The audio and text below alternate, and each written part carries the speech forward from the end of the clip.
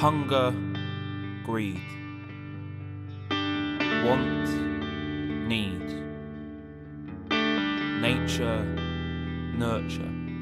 He never meant to hurt her. It was never meant to go further. He was born in too deep. How was he supposed to escape the streets?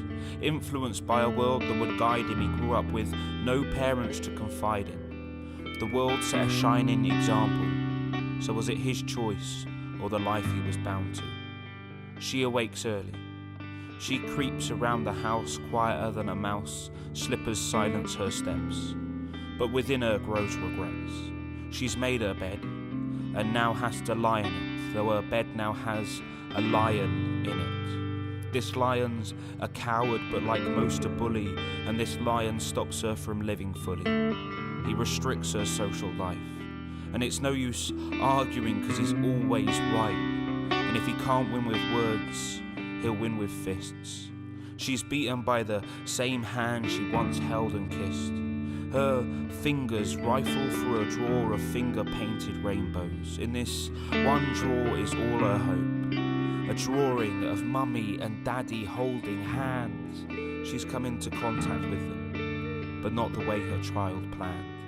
See, there once was a beam of light in their lives, but with her absence, the colours drained. The blue skies greyed. A lot of things he swore would never happen happened, like his wife's beautiful brown eyes blackened, and his world got smaller overnight to 4 grotty walls, but he found sanctuary framed in the fridge light. And as he consumed beers consumed years, but his liver wasn't the only thing it was rotting. It worked its way into his memories, and soon the best parts of him were forgotten. There was a rawness to his actions as captions of a past life flashed through his mind, and he tried to deny their existence. And you have to admire her persistence. It was inspirational, but bravery was her greatest flaw. See, this one time she packed her bags and headed to the door, but the spark that was once a fire inside her reminded her of what they had once been.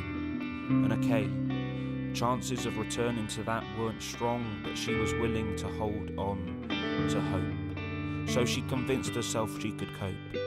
A few brown eyes turned black were more than worth it if it could revive what they lack. But she knew scars and bruised tissue wasn't the real issue. It wasn't skin deep. It was the lack of what they had once put to sleep. So what once filled her heart with love now filled it with grief.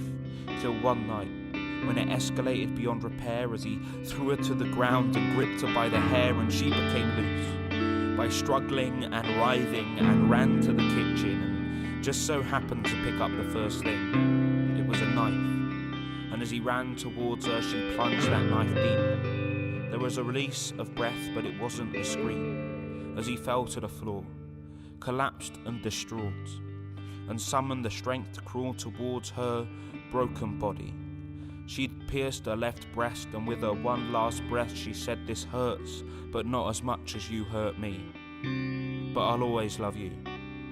I hope you still love me."